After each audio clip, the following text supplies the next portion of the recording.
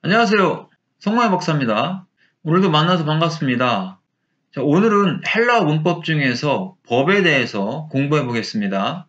헬라어의 법 해석법입니다. 헬라어 법에는 직설법, 가정법, 소원법, 명령법, 부정사, 분사, 명령분사가 있습니다. 직설법은 해석하기를 실제 있었던 사건을 의미할 때 사용합니다. 가정법은 말 그대로 가정이겠죠. 소원법은 다른 말로는 희구법인데 뭔가 바라는 겁니다. 소원이 있다라는 거죠. 그 다음에 명령법은 명령하는 거고요. 부정사, 분사, 명령문사를 하나로 묶어서 생각하시면 됩니다. 장방시예요. 장소, 방향, 시간. 이것을 기억하시면 됩니다.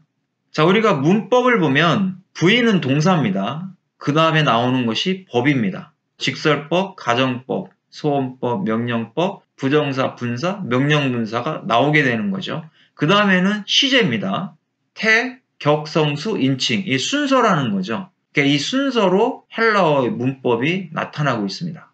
자, 우리가 직설법을 공부하겠습니다. 직설법은 역사적 사건을 의미한다라고 말씀드렸습니다. 그러니까 실제 있는 사건을 나타낼 때 사용하는 법입니다.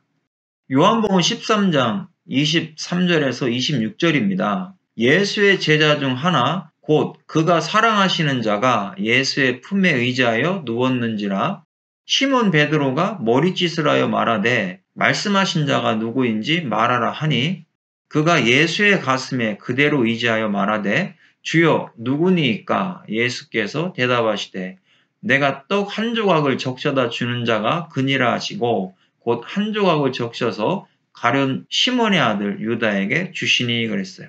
자, 우리가 이 본문을 이해하기 위해서는요, 유대인들의 식사 예절을 생각해 봐야 됩니다. 유대인들은 이렇게 옆으로 누워서 음식을 먹었습니다.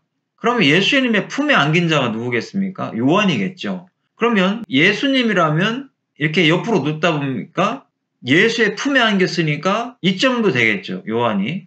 그 다음에 가룟 유다 같은 경우에 예수님이 직접 빵을 주셨으니까 이 옆에 어디엔가에 있겠죠. 그렇다면 베드로는 이쪽 아니면 이쪽이라는 겁니다. 요한을 마주할 수 있는 곳. 그래서 요한을 마주보고 머리짓을 했다라는 것이죠. 누가 예수님을 팔자냐? 너는 알지 않냐? 하고 머리짓을 했던 겁니다. 요 기본 식사 예절을 기억하시고 요한복음 13장 23절에 26절의 본문을 읽어보시면 이해가 되는 겁니다. 사랑하시는 그랬어요. 아가파우죠. 사랑하다. 그가 사랑하시는 자가 그러면 예수님이 사랑하시는 자, 예수의 품에 의지하여 요한을 의미해 주겠죠. 직설법을 쓰고 있습니다. 그러면 실제로 예수님이 요한을 사랑하셨다라는 것을 알 수가 있죠.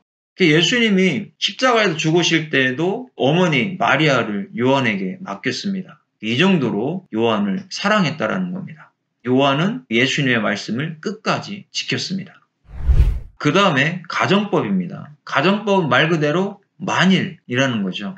만일 내가 이렇게 했더라면 이것이 가정법이잖아요. 내가 과거에 이렇게 했더라면 지금은 좋았을 텐데 어떻게 보면 후회성이 많이 있는 것이죠.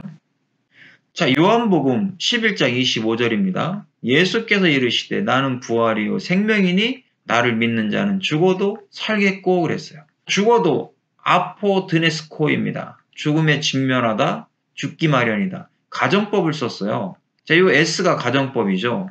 나를 믿는 자는 죽어도 살겠고 그랬어요. 그러면 예수님을 안 믿는 자는 죽어도 못 산다. 부활이 안 된다라는 거잖아요. 생명의 부활로 나올 수가 없다. 그런데 예수님을 믿으면 생명의 부활로 나온다. 이런 의미가 되는 겁니다. 그래서 예수님을 믿는 자는 생명의 부활로 나오고 예수님을 믿지 않는 자는 심판의 부활로 나올 수밖에 없다. 이것을 말씀하고 있습니다. 그러면 저와 여러분들은 예수님을 믿고 있습니까? 아니면 믿을 겁니까? 아니면 믿지 않습니까? 우리는 예수님을 믿어야 합니다. 믿으면 우리는 죽어도 생명의 부활로 살아나게 됩니다. 자, 요한복음 13장 34절입니다. 새 계명을 너희에게 주노니 서로 사랑하라. 내가 너희를 사랑한 것 같이 너희도 서로 사랑하라 그랬어요. 사랑하라 아가파오죠. 주님께서 새 계명을 우리에게 주셨습니다. 그러면 주님을 믿는 자는 새 계명을 지키겠다라는 거죠. 서로 사랑한다라는 거죠. 여기에서도 가정법을 쓰고 있습니다. 그러면 주님을 믿고 새 계명을 받은 사람은 서로 사랑한다라는 겁니다. 그러나 주님을 믿지 않고 새 계명을 받지 않은 사람은 믿지 않는 것이죠. 주님을 믿지 아니하니까 결국 계명도 받을 수 없고 그 계명을 듣는다 할지라도 지키지 않는 겁니다. 형제간에 서로 사랑이 없다라는 것을 말씀하고 있습니다. 다음은 희구법, 소원법이죠. 로마서 7장 7절입니다. 그런즉 우리가 무슨 말을 하리요? 율법이 죄냐? 그럴 수 없느니라. 율법으로 말미암지 않고는 내가 죄를 알지 못하였으니 곧 율법이 탐내지 말라 하지 아니하였더라면 내가 탐심을 알지 못하였으리라. 자, 여기서 그럴 수 없느니라 그랬어요. 기노마이, 알아보다, 알게 하다. 소원법을 쓰고 있습니다. 그럼 율법이 죄냐? 아니다라는 것이죠. 그럴 수 없다. 소원법이잖아요. 바울은 이렇게 얘기하는 거예요. 율법은 죄가 아니다. 죄를 깨닫게 하는 것 뿐이다. 그럼 율법 자체가 죄입니까? 아닙니다. 하나님 말씀인데 어떻게 죄가 됩니까? 그것을 어겼기 때문에 죄가 되는 것이죠. 그래서 율법 자체로는 절대 죄가 될 수가 없다라는 겁니다. 구원받은 하나님 백성들은 율법을 지키는 거죠. 거룩하게 살아가는 겁니다. 그래서 율법 자체는 죄가 될 수 없다라는 것을 말씀합니다. 명령법입니다. 자, 이 명령법은 두 가지 개념이에요. 하나는 상명하복, 위에 있는 사람이 밑에 있는 사람에게 명령할 때 반드시 지켜야 된다. 다음은 밑에 사람이 위에 사람에 명령할 때가 있어요. 이것은 강청이다, 강력한 청원이다 라는 것을 기억하시면 됩니다. 마태복음 7장 5절입니다. 외식하는 자여 먼저 내 눈 속에서 들보를 빼어라. 그 후에야 밝히 보고 형제의 눈 속에서 티를 빼리라 그랬습니다. 빼어라 할 때 에크발로예요. 명령법을 쓰고 있죠. 예수님이 외식하는 자들에게 명령하시는 겁니다. 너의 눈 속에 있는 들보나 빼고 이야기해라. 너희가 보고 있는 것들, 잘못된 것들을 다 제거해라. 이런 의미입니다. 그럼 명령법을 썼으니까 반드시 해야 되겠죠. 그럼 주님께서 우리에게도 명령법을 쓰실 때가 있잖아요.